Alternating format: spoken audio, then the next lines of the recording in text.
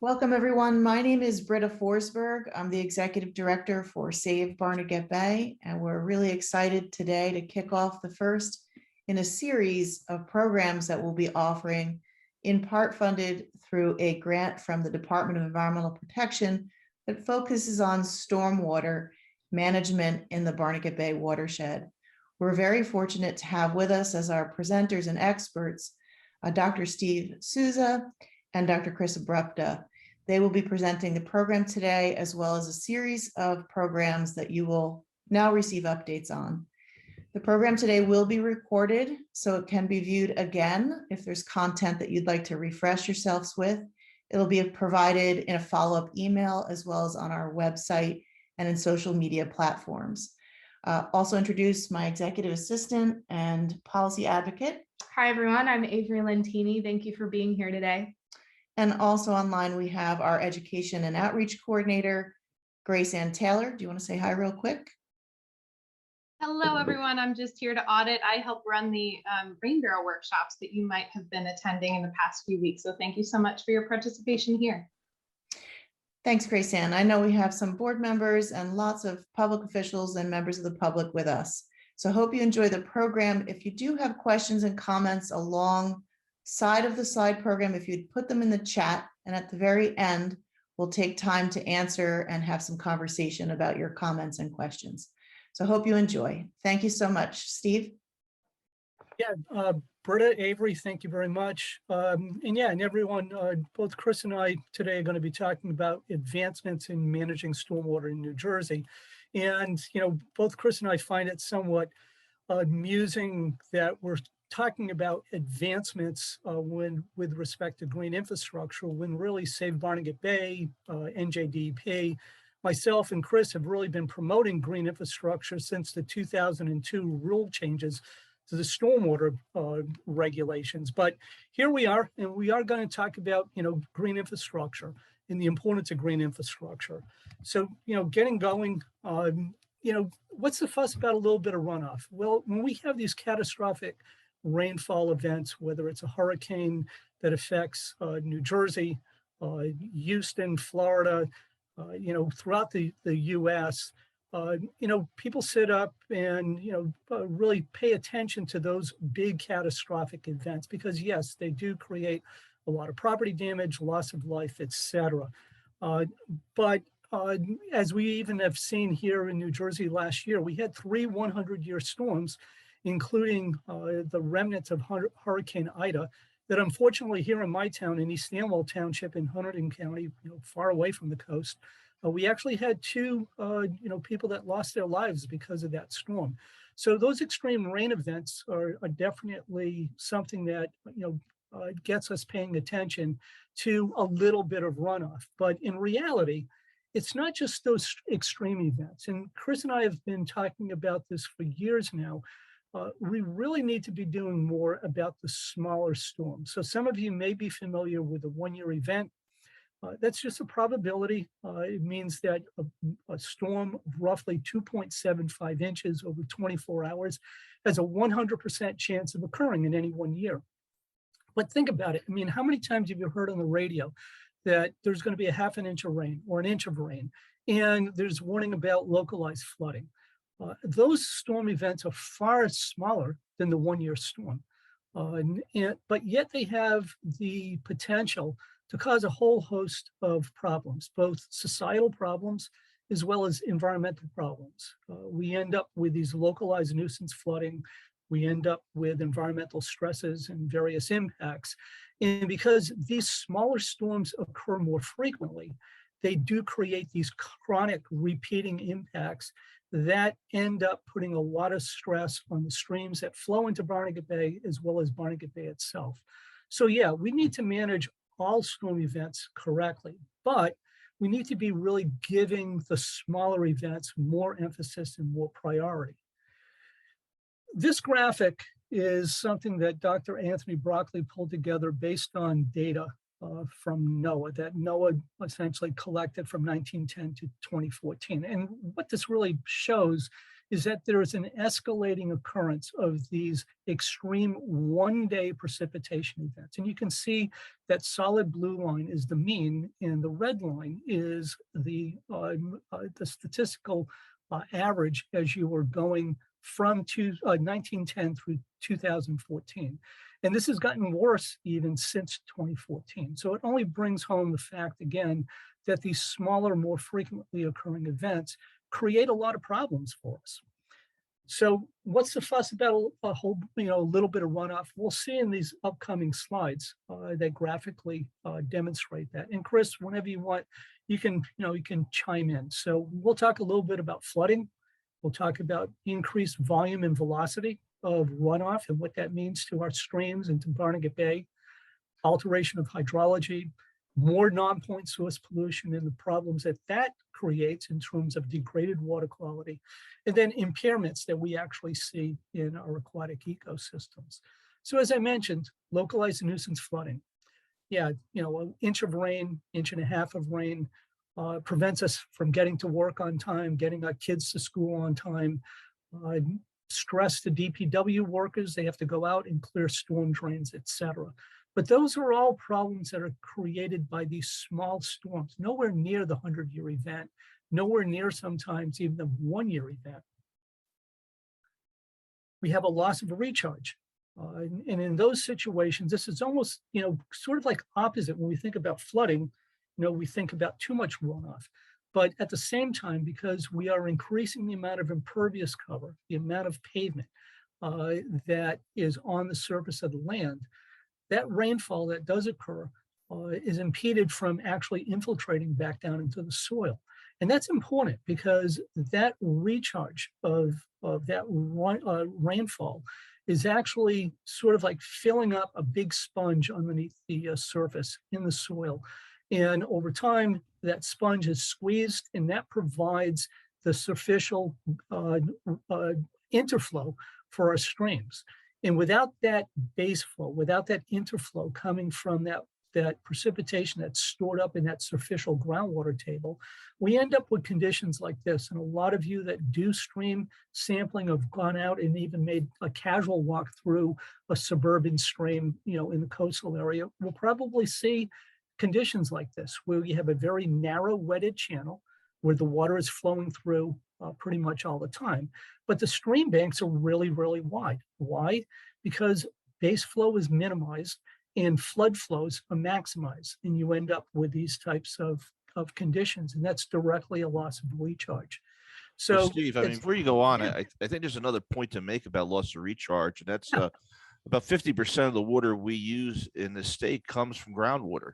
So whether we're using it to irrigate our crops or using it for drinking water, whenever we cover these surfaces and pave them over, not only are we destroying the base flow in our streams, but we're also depleting the water that we can use later on for drinking water, which I think has become a huge problem, especially along the coastline where we do have saltwater intrusion into our drinking water wells. So that's something we always try to point out too with this lack of loss of recharge. So.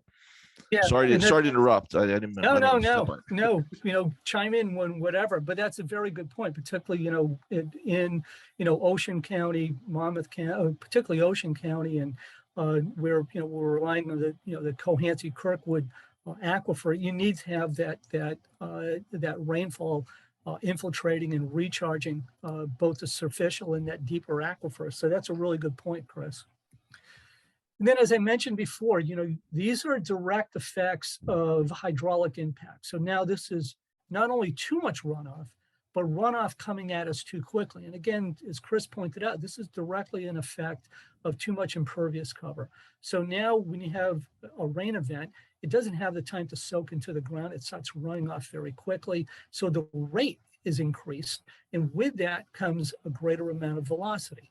And those two things combined start to cut down on the stream channel. And in a lot of locations in the coastal area, because we have more sandy type soils and acid producing soils, once that vegetation starts to be eroded away, it's very difficult for the stream to fix itself, to become revegetated. So once that vegetation is lost, it's just that much more prone to more erosion, and that's all hydraulic related impacts. So it's not only the volume, it's the rate at which that runoff enters these streams and then flows through the streams. And then, we can add to this even further by destroying or impacting our riparian areas. And that happens very, frequently, where things are mowed down and we lose some of that stability again because of those riparian buffers being disturbed. And that just increases the instability of those stream banks. And then all of this combined, results in impacted water quality. And Chris has made this point numerous times that, nationwide, about 70% of our water quality problems is really a result of non-point source pollution. And most of that non-point source pollution is generated by improperly or inadequately managed stormwater runoff. And so as a result, that directly affects us because now it impacts our recreational use of these waterways, not only streams, but Barnegat Bay itself. It impacts the aesthetics and impacts drinking water quality as well. And although, harmful algae blooms is something that is more associated with lake areas as opposed to Barnegat Bay, it is a problem in Barnegat Bay, and it has been a big problem in the state, going back, particularly in 2019, we had harmful algae blooms that shut down the majority of the large recreational lakes statewide. And all of that was really a function primarily of too many nutrients entering these water bodies as a result of stormwater runoff. And so again, a little bit of runoff is creating a whole host of problems. And nationwide, this really has resulted in a significant amount of cost because of not only the need to manage these harmful algae blooms, but also loss in recreational use. So there's an economic impact that's associated again with a little bit of runoff, these chronic problems that you get because of constant influx of nutrients with stormwater runoff. So yeah, a little bit of runoff can create a lot of problems.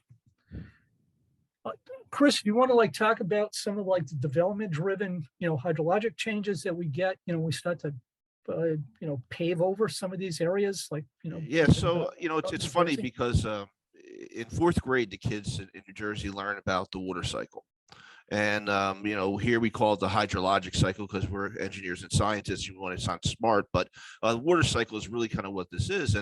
And under a natural condition, we get about 10% runoff. So in New Jersey, we get between 45, I think last year we got 49 inches of rain on average across the state. So about 10% of that would run off of a natural area. But as we add more development, single family homes, multiple commercial areas, apartment complexes, we begin getting these impervious surfaces, and we increase our runoff dramatically. So it quickly jumps from 10% to 20% to 30%. And then when you get the urban areas, you're talking about 55% runoff. So that's more than half the rain we get every year runs off the land. So that's water that's causing flooding. That's water that's picking up pollution as it's leaving the land, which was really the big problem. So what we're trying to do is we're trying to figure out how do we make that 55% runoff, that urban area, look like a 10% runoff situation. And we're going to talk about green infrastructure in a few minutes, about one tool that we use to try to trick the water cycle back into what it used to be, right? And that's what we're trying to focus on here by putting in different stormwater management practices. Next slide, Steve. Yeah, so this is what happens, because of this, we end up seeing changes in how runoff enters streams, and what Chris and I refer to as a hydrograph, which is basically a stream's response to a rainfall event.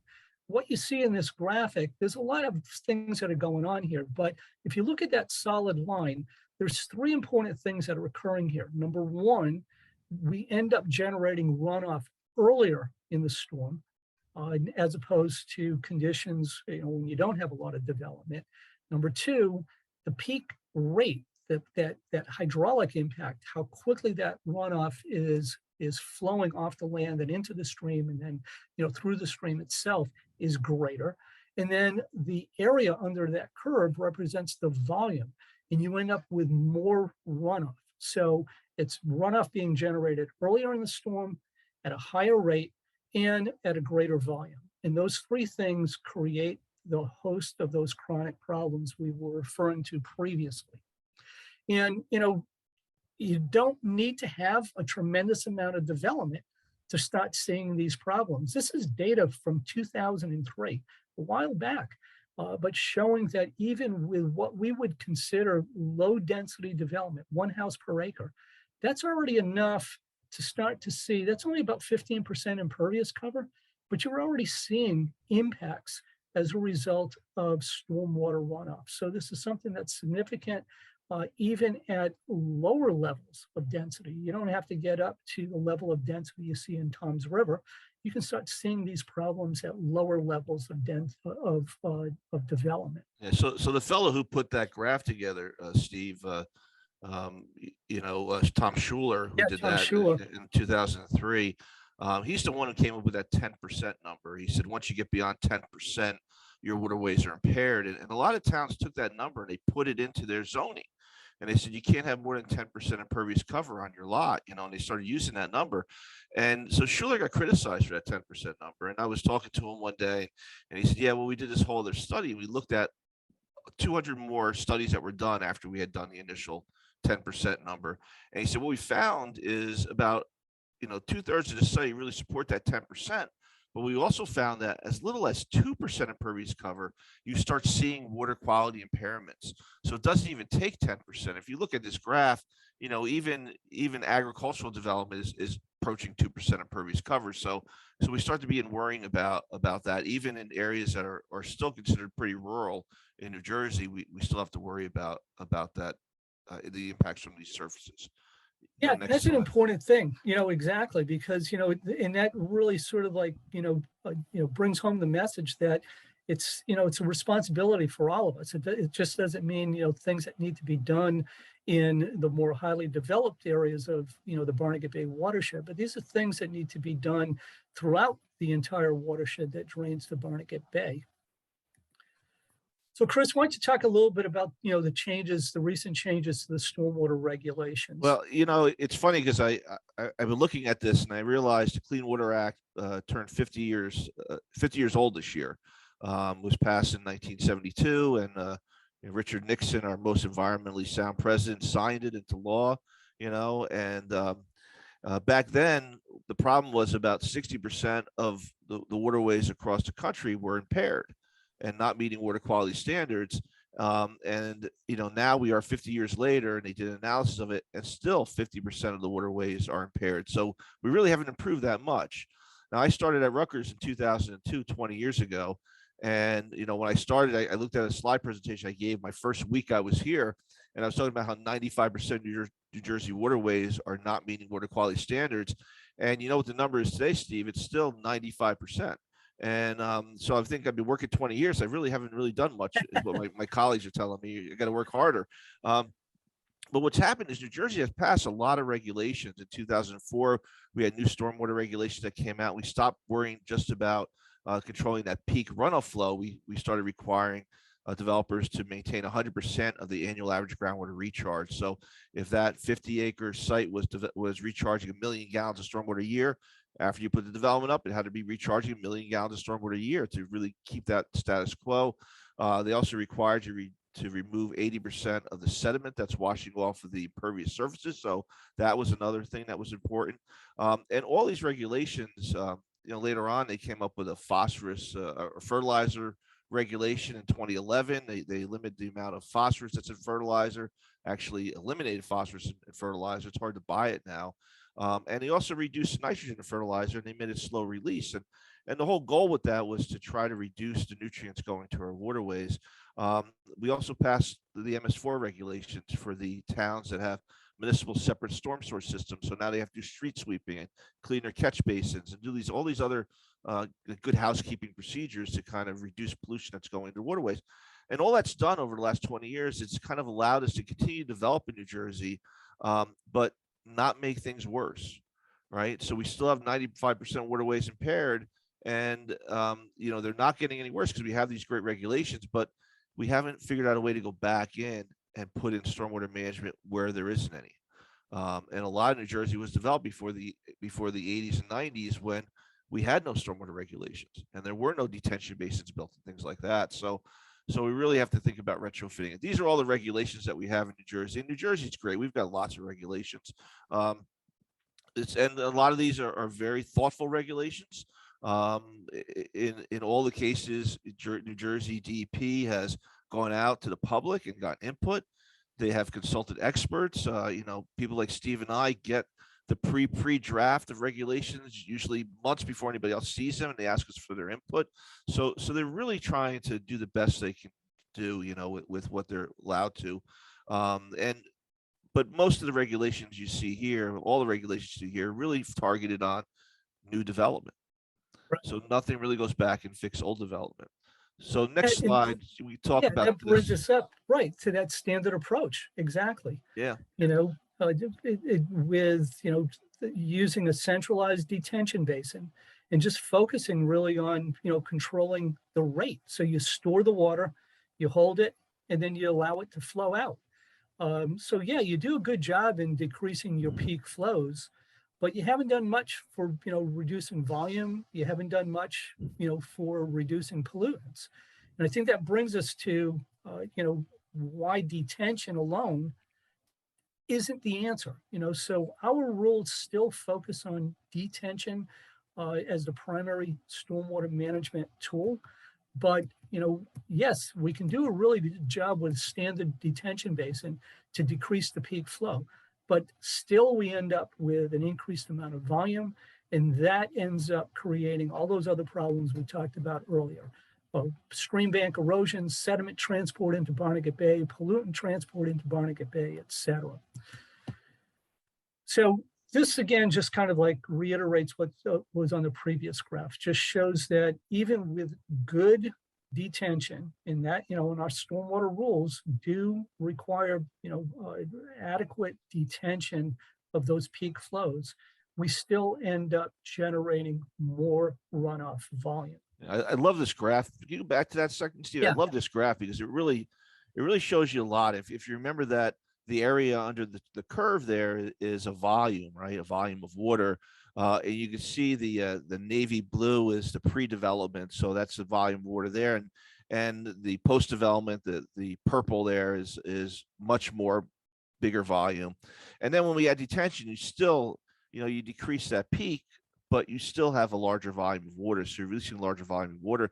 The other thing I like about this is that there's a lot of times we have even larger storms. You start thinking about the nor'easters and the 100-year storm, and this still stays about the same. It looks very similar.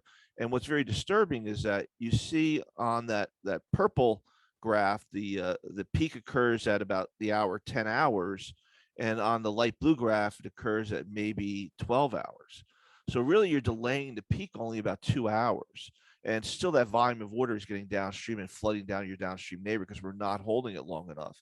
And that's something that I think New Jersey is going to have to start looking at in the future is how do we hold that water even longer if we want to prevent downstream flooding for some of these bigger storms. So that kind of factors into the larger storm events as opposed to these smaller ones. Yeah, and this graphic also shows if you look at, both to the left and to the right of the dark blue, graph, you can see how, you're generating runoff earlier in the storm, and then it tails off later, in the storm as, compared to that pre-development condition. So, you get that impact earlier, and the impact extends out for a longer period of time. So, what we're trying to say is that we can't just solve our stormwater problems by focusing on peak flow. We need to reduce volume. We need to put more of that precipitation back down into the ground. We need to do everything we can to maintain or replicate the hydrology of those receiving systems, because then in doing so, when you combine all of that, we reduce the amount of pollutant load, phosphorus and nitrogen, as well as heavy metals, oils, et cetera, entering Barnegat Bay. But as Chris and I are saying, you can't do that just with simple detention basins. And that gets us to green infrastructure, what we really want to talk about. And, with EPA has been promoting green infrastructure again for a pretty long amount of time. It's a very adaptable term, but if you kind of go to the center of this graph, you can see essentially what we're talking about. It's stormwater management systems that mimic nature by soaking up and storing water. So what are we doing? We're holding on to that, as Chris pointed out, for as long as we can. And we're going to do this by using a combination of the correct types of vegetation and soils and then natural processes to infiltrate, to hold on to that runoff so that it can evapotranspirate. You can have plants to use some of that water and put it back into the atmosphere. And then perhaps we can even recycle and reuse some of that runoff. Overall, that really ends up with generating healthier environments because we've reduced the volume of runoff and we've reduced the amount of pollutants. So one of the common themes that you'll hear both Chris and I talk about is the need to turn down the volume, to use green infrastructure, best management practices, GIBMPs, to reduce the volume of runoff. So Chris, why don't you talk a little bit about DEP's emphasis on green infrastructure and the rule changes?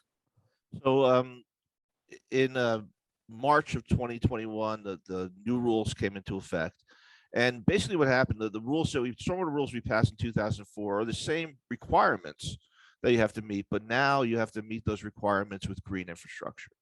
So instead of having that big basin at the bottom of the hill, so all the water hits the development, picks up pollution, carries to the bottom of the hill, goes in that basin, now they want you to scatter green infrastructure throughout the entire development so that you capture the stormwater near its source before it becomes runoff.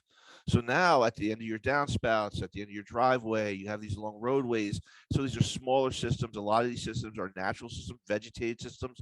We have to think about bioswales is a way to think about how we move water around. We think about swale. Swale is a nice word for ditch. Bio means life, so it's a ditch with life in it. So it moves water around, it filters the water, it infiltrates the water. We have a lot of rain gardens, which is just a nice term for bioretention. The rain gardens hold the water and let it soak into the ground. And these things can be beautiful. We also try to capture the water and reuse it. Now, New Jersey is a water-rich state, but we know from climate change and what's going to happen is we're going to get more intense storms with longer dry periods between those storms. So we may get a heavy storm on a Monday, and it may not rain for 2 more weeks. So is there any way we can capture that water on Monday and use it throughout the week? And we're going to see a lot more of this beneficial reuse, this rainwater harvesting too. So these are things that New Jersey DEP is trying to promote, and they're doing a pretty good job of it. But once again, it's all targeted at major development or new development. So this is kind of what we're going to see in the future.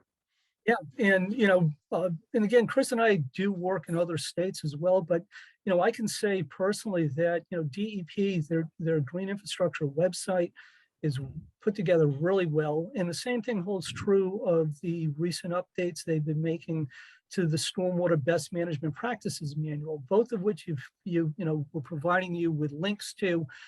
Go check those out because DEP has been doing a very good job and probably leading the country in a lot of ways in terms of promoting this application of green infrastructure as a means by which to protect our waterways, including Barnegat Bay.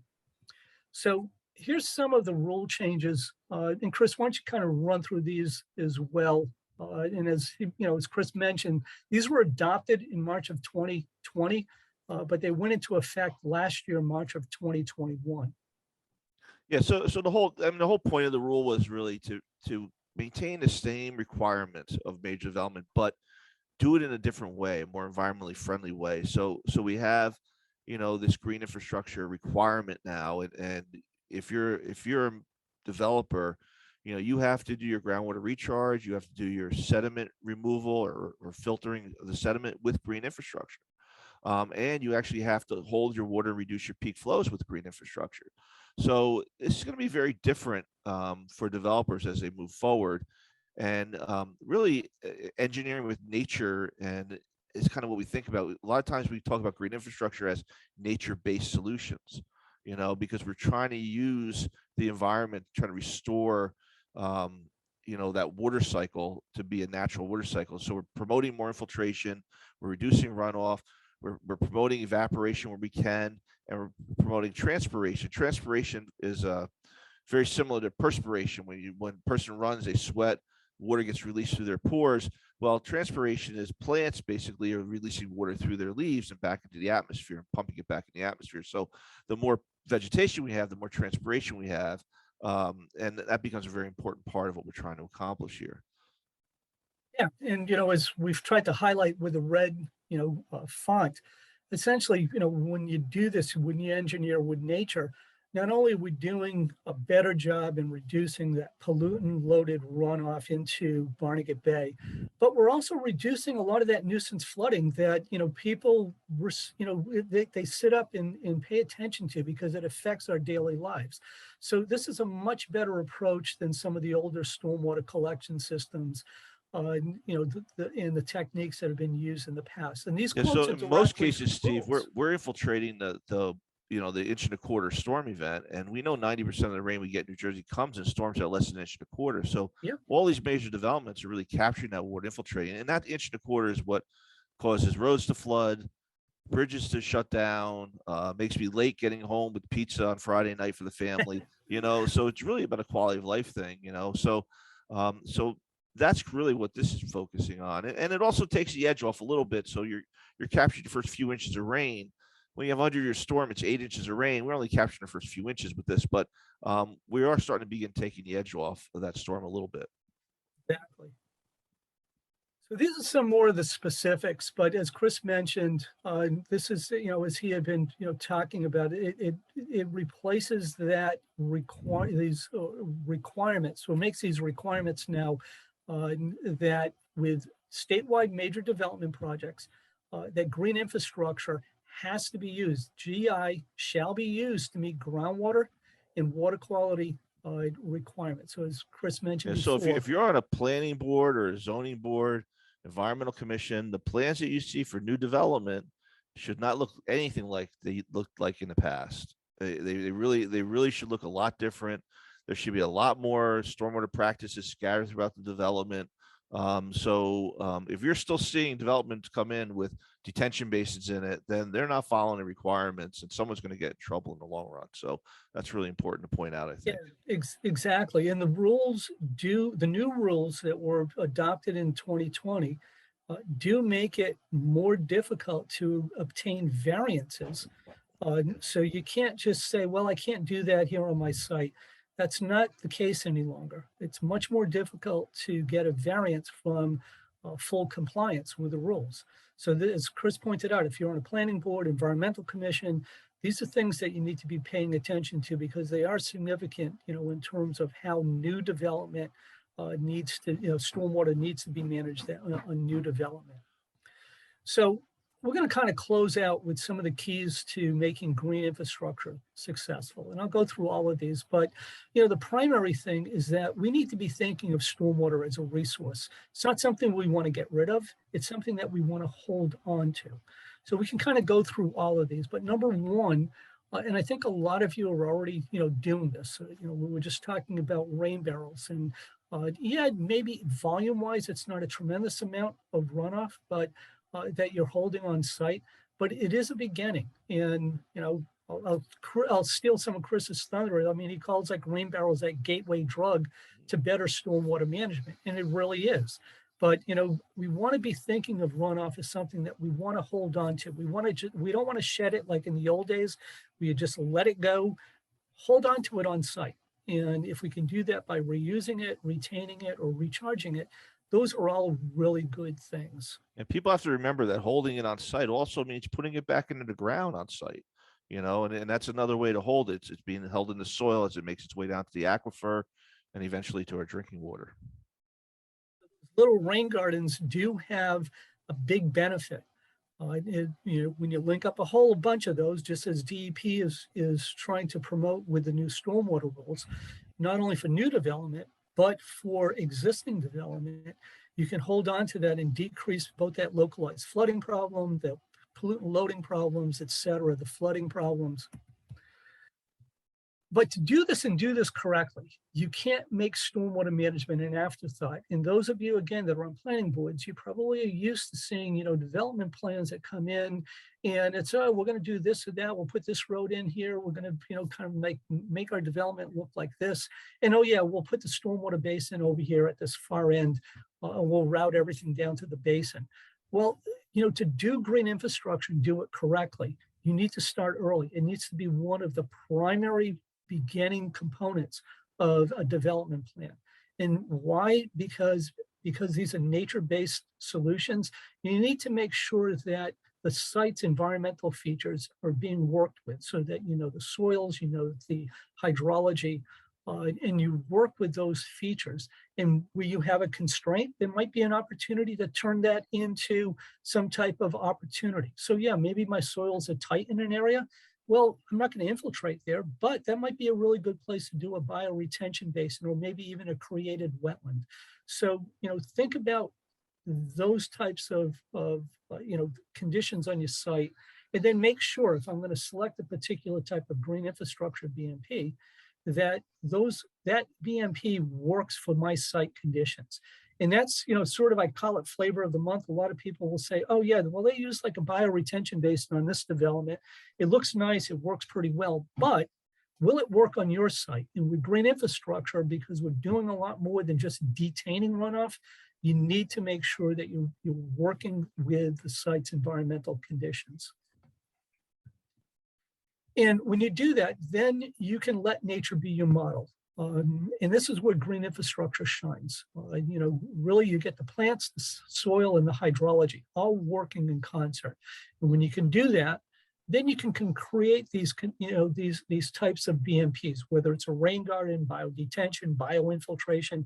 We have a whole bunch of terms, but at the end of the day, it's really plants, soil, and hydrology all working in concert, just as they do in a natural type of environment.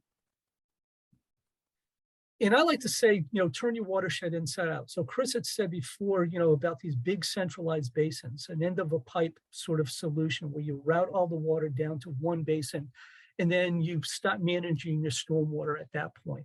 Well, with green infrastructure, you want to sort of divide and conquer. You want to start close to where your runoff is being generated, a roof leader, run that into a small rain garden. And then you can use a whole bunch of these small footprint BMPs to capture, retain, infiltrate, reuse that runoff. So DEP refers to that as creating treatment trains, but essentially what you're doing is instead of relying on one big end of the pipe solution, you're starting to manage stormwater as close to the point of where it's being generated using these small footprint BMPs that work much more effectively than these large centralized basins. So this is a new stormwater paradigm. And, again, I'm saying new, but Chris and I have been trying to promote this since the early 2000s, where instead of having one big basin, you end up with a whole bunch of small footprint green infrastructure BMPs all working in concert to do a lot more than what you can do with that one big old-fashioned detention basin. And as we mentioned at the beginning, these small storms, because they are responsible for those chronic water quality, environmental impacts, we need to be focusing a lot more on those smaller storms. And again, this is where green infrastructure really shines. We can retain, perhaps the entire runoff volume generated by the one-year event. And I know Chris has designed systems even for the two-year storm, holding all of that on site. But you do that by, again, that divide and conquer approach, working with small catchments, working to tame small chunks of runoff. And in doing so, you have that additive effect that on your site, whether it's your own property, one single lot or multiple lots, where we can actually decrease that flooding and a lot of those chronic problems that you get because of old school type of stormwater management. So in summary, yeah, there's a lot of problems that we see with improper stormwater management, but it's not only the big storms, it's the smaller storms too that cause those chronic impacts. And detention alone, although that's part of the solution, it can't provide the correct solution to deal with all of those chronic impacts. So we need to be doing more than just mitigating peak flow. We need to look at techniques that actually retain runoff on site and thereby decrease the total amount of runoff volume. And this is where green infrastructure comes into play. It's a more holistic way of managing storms and stormwater runoff because it treats stormwater first off as a resource, not a waste. And through that, we can mitigate peak flow, attenuate those higher rates, but we're generating less runoff from our sites. We're increasing more recharge, and we're doing a better job removing pollutants. And that includes nitrogen and phosphorus that's responsible for the eutrophication of Barnegat Bay and the receiving streams that lead into Barnegat Bay.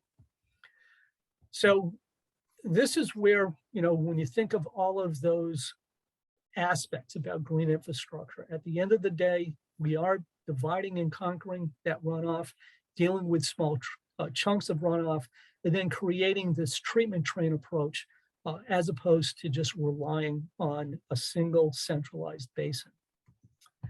And if we do that and we do it right, we can take the bite out of stormwater runoff and a lot of the problems that occur because of stormwater runoff. Not So cool with that- showing a shark in Barnegat Bay. Come on, Steve.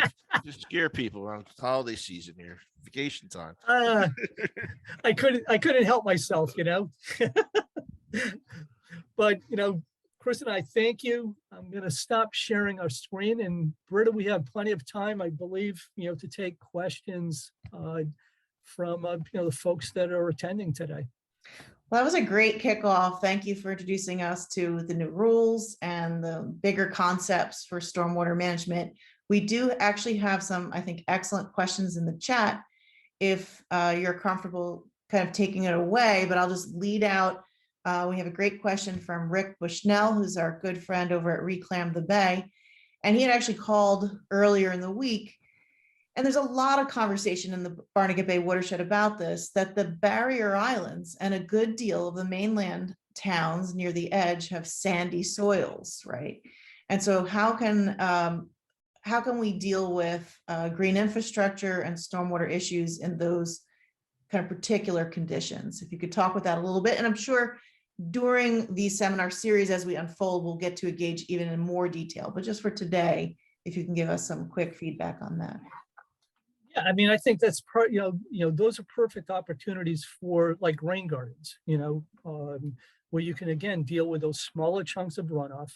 And so just starting like on an individual lot, rain barrels, the smaller rain gardens and things like that.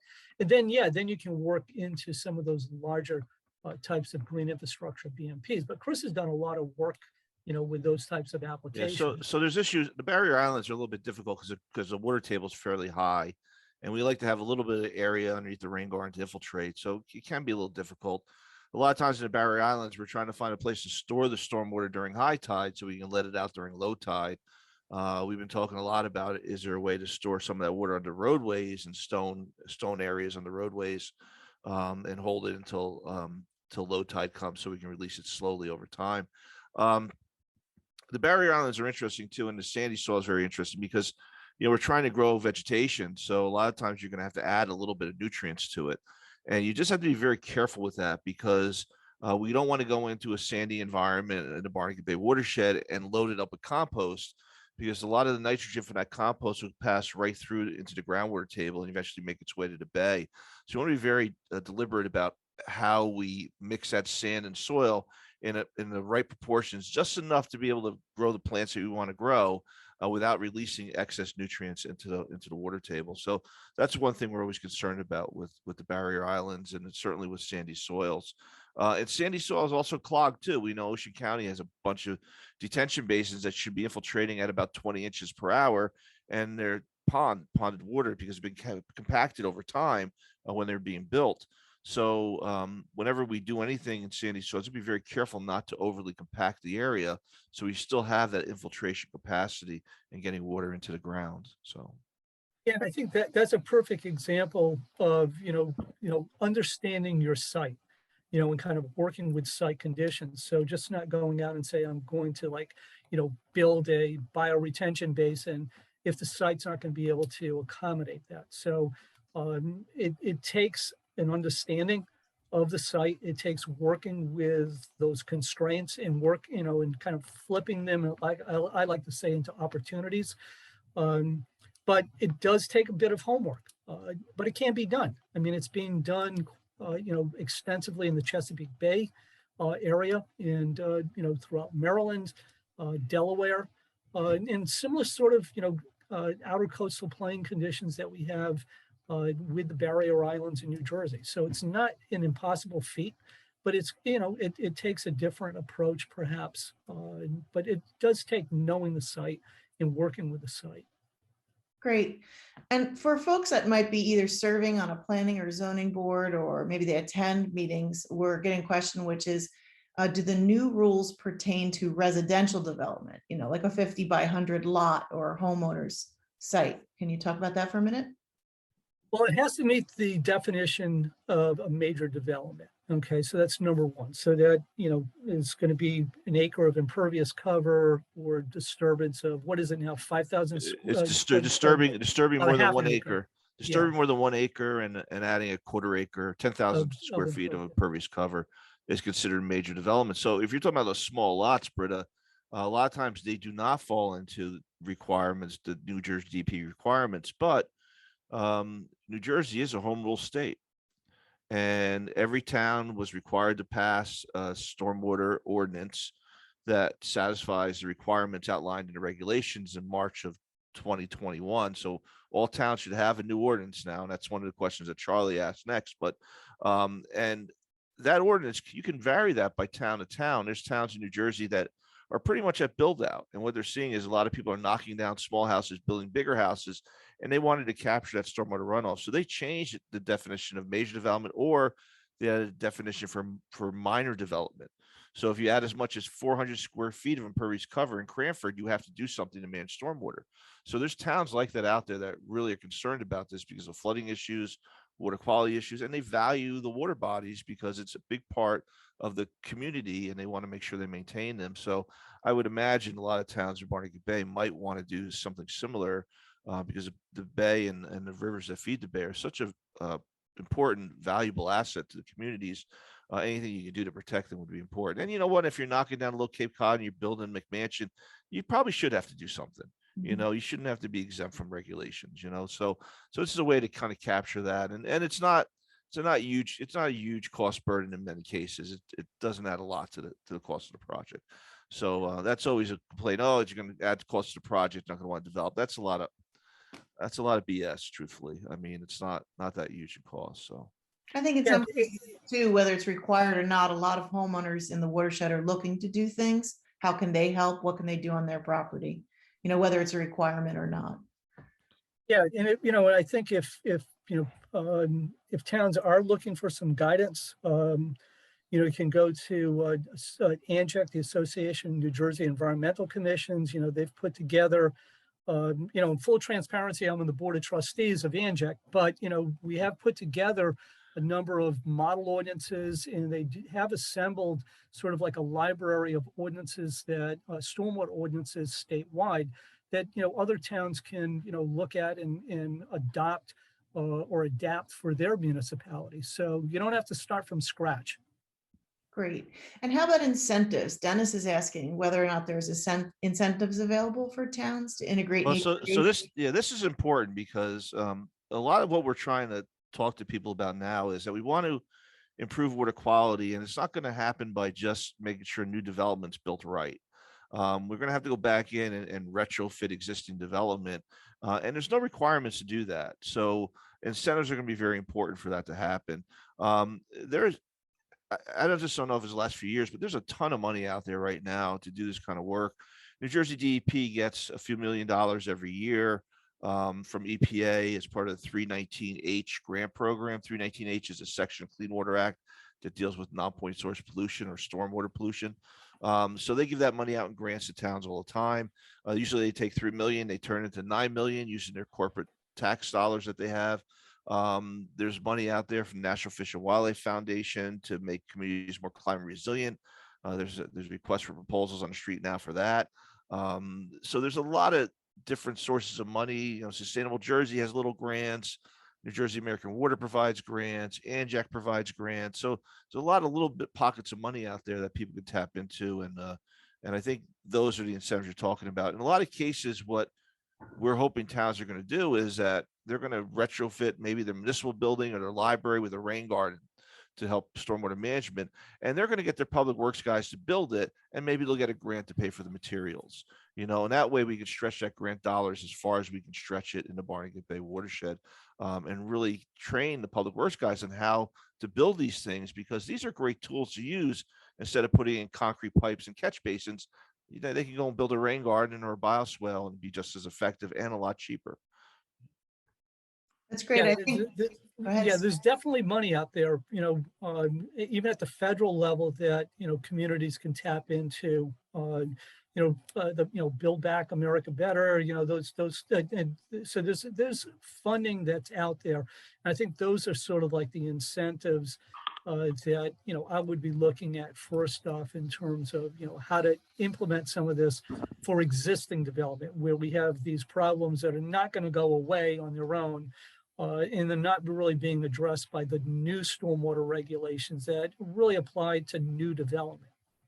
So that infrastructure act that was just passed down in Washington, I know there's money in there for the estuary programs. I know the Hudson River Estuary Program, they said they're getting $930,000 a year for each of the next 5 years from that fund. And they had contacted us about projects in urban areas around the Hudson River area. I'm sure Barnegat Bay is getting very similar money for that. So there's money coming in. It's just a matter of how you're going to spend it and try to use it wisely, you know.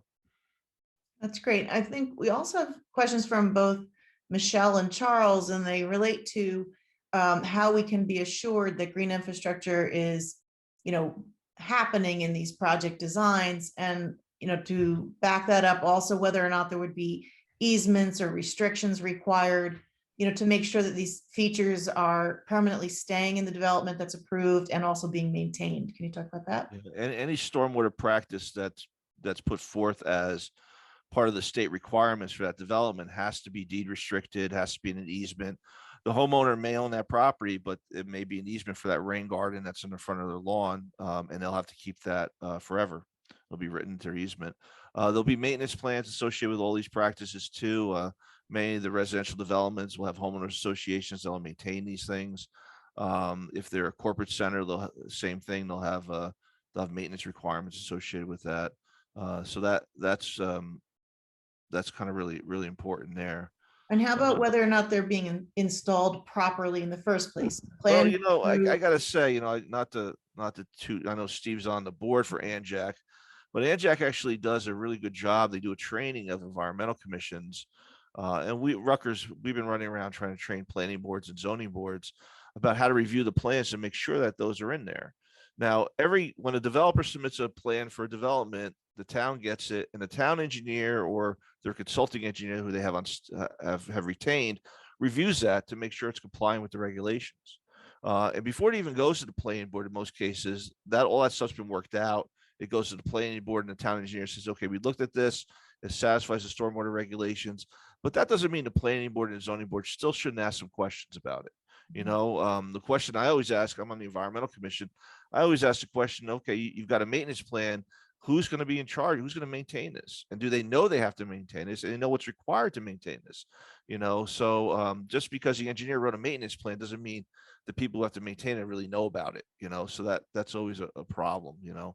So I think taking the NJAC training, making sure the planning board and zoning board are aware of the regulations, because in the end, it is the township's it's responsibility under their permit for their municipal storm sewer system that they enforce these regulations.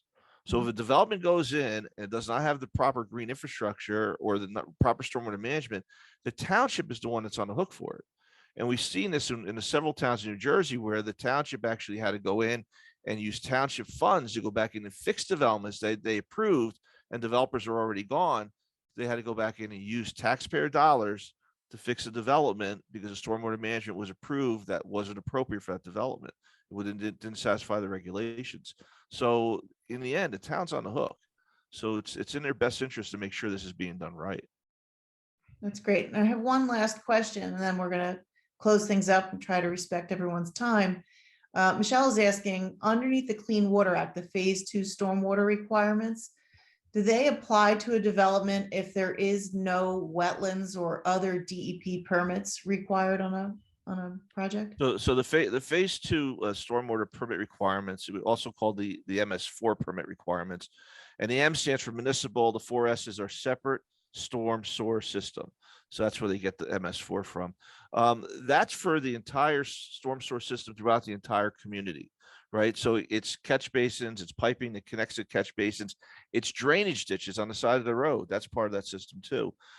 So that requires, they gave the town a permit for that. Towns required to do certain things for that. One thing they're required to do is make sure that all stormwater features that are installed in their town are being maintained and operating properly, whether the town owns them or not. So all the homeowner association, there's no homeowner association, they have to make sure that those systems are being maintained. It's the town's responsibility. Every year they report out, I think at the end of May, that we have looked at all the systems in our town, they're all functioning properly. Somebody in the township has to sign that letter to DEP that they're in compliance with the permit. So yeah, so there are catches in place to make sure this is getting done right. That doesn't mean they're getting done right though, Britta. You know, sometimes people work around the edges and ignore things, and eventually it's going to catch up with them though. DEP has been going around auditing towns with the MS4 permits, and I've been part of some of those audits. I've sat in on them. They do an enormously thorough job. They're just really, really fantastic about it. They're not there to kind of catch the township, but they're there to more say, okay, you're lacking in this one area, you're not doing this right, let's figure out how you're going to do it right. So they're there to really kind of help the township come into compliance. I would imagine after your second or third review and you're still screwing up, then you'll probably get fined, because I would fine you, but I don't know. So, but I think that's been really interesting. DEP's approach to that's been really great. I think, you know, looking at their website, like Steve said, they got a lot of great stuff on their website, you know. You'll So be talking about MS4 in more detail in a couple of weeks, right? yeah, I think we're gonna do another talk on that, right? Yep. Right, so I So- think that's a good place to actually close today. I think this was a great introductory conversation. And when I say conversation, I know the two of you are presenting to us, but we really in the Barnegat Bay Watershed like to have a two-way conversation. We know that our towns are doing a good job to say that we have looked at the new ordinances. I think it's with the exception of 1 or 2 towns, everyone has adopted the new ordinances and is in compliance with the DEP's new regulations. And we have a lot of relationships with our governmental officials, planning, zoning, town council, stormwater officials. So this is going to be a part of a series. The next session is also a lunch and learn. It's on June 21st. It's similar to this program and will be about MS4 permit compliance for the towns. The next program after that will be on July 21st. It's going to be in Stafford Township at the Mill Creek Pavilion outside.